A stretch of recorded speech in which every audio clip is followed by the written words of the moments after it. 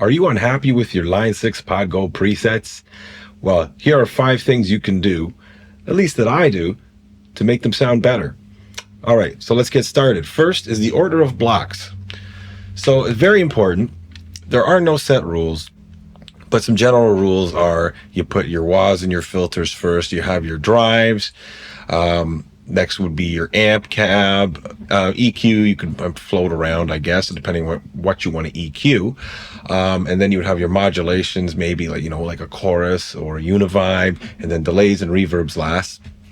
This is an older preset I have using a rev head and a moon cabinet. So that's general, but it is important because if, for example, you try moving this delay in front of your amp, it's going to sound different. You move these drives, say if you want it to the end of your chain, definitely going to sound different. Same thing with reverbs. I mean, play around with it. It's yours for the taking, yours for the making. But there are some general rules or principles or best practices, I guess, would be the maybe the most accurate terminology. So anyways, order of your blocks. So be mindful of that. The second thing is using your input blocks noise gate. Now, I've covered a video on that not too long ago before this video, more in depth of how to use it, but let's go look at it. Now I'm using this Revstar, and it's got the P90, so it can get noisy, especially with a heavy driven preset such as this. So let's take the gate off. And I'm going to put the guitar volume on. Okay, so very important, right? Because if you're wondering, oh, what's that noise? If you're not familiar with the Pod Go or you're a beginner, look at that first block. So input, okay? Look at the input gate, put it on. And now the decay is you're going to tell the noise gate threshold when it reaches, to this level, this is how quickly it's going to kick in. So the lower the decay, the quicker it kicks in. Okay. I've got a video about that, so you can check that out. Okay. So let's hear it.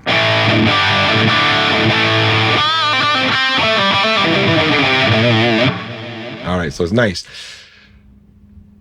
Third thing, your cabinet block settings. Very crucial. Very crucial. So let's look at the cabinet block here. So I'm using the 412 Moon. So I'm not going to go into too much detail because I have a video, I guess, on this as well. But I have, your mic choice is very important. Like ribbons, ribbons I kind of find are a little warmer, darker, might maybe kind of tame some of the mid stuff, like the scratchiness that you can get. Your SM57s, that type of dynamic mic, are very, very bright. And then at the end here, you have your condenser mics, which are great. I find them kind of like in between. Point is, check your mics, okay? And then positioning of the mics, you're going to get, probably a more crisper sound, being to the center of the cap here. And I have mine, to the cap edge. And then the angle. So I know all these little parameters, high cut, low cut.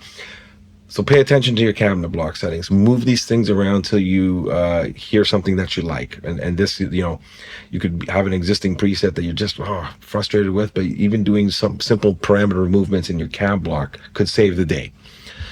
Okay, next, dedicated EQ block. I always use it. Sometimes, very rarely, I'll use it for like a lead boost, but I mean, you can put a lead boost here on your output block and it's kind of like clean.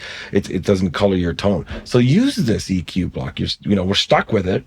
So I use it for tone shaping. Now, usually I have it after my cabinet, and that's going to shape all the things that are hitting it before it. So that would be drives, the amp, and the cab.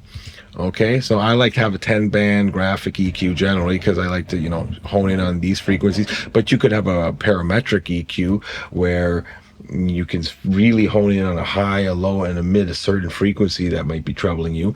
This is a good place to start too, if you're a beginner, I think. But anyways, look at the EQs, find out what they do. I'm sure there's some videos more in depth that you're going to get, but it's important. And you can use this EQ. Say you're happy with your amp and cab tone. use the EQ block to shape something else, such as drives, because in this, for example, here, I am stacking two drives, a Kinky Boost and a Hedgehog 9, and that's going into this Rev Gen Red amp, and I have the drive there too. And so, I mean, you could be using that to tone shape those. So point is, use the dedicated EQ block to your advantage. You can be shaving off frequencies or boosting frequencies. That might save the day on your preset. Okay, and then final thing that I wanted to touch on is overdrives itself. Now, obviously, if you're doing a clean preset, this is probably not going to matter. But using the drive, now, I guess the problem would be it's just too fuzzy. It's just too fuzzy, fizzy, boomy, it doesn't sound as nice and smooth, and the notes aren't as defined. Well, that's why, is because probably your drive settings are too high. Now, I like to use overdrives in conjunction with the amps drives, and to be honest, in the Pod Go, I think I've pretty much tried every amp that we have, and the Placator is the one where I'll probably just use the amp drives itself, because I like how that sounds. But in general, with an amp of this nature, a higher gain amp, I still like to use overdrives. But let's look at my settings. Like right here, we have the amp. The amp's drive is at 2.3, okay? And also keep in mind the bias. Now this does something. The higher you have this, it's going to push your amp a little more. It might fatten it, saturate it a bit, maybe increase the volume a tad. But that is an important piece too, an important parameter, okay?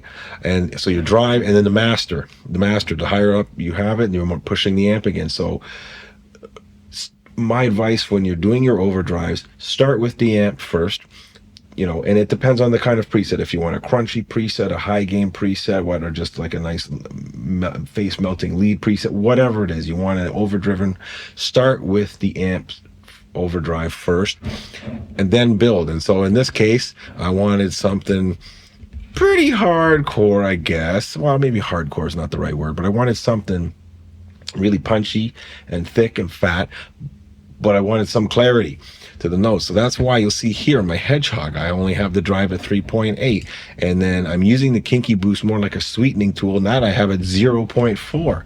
And so let's hear the drive.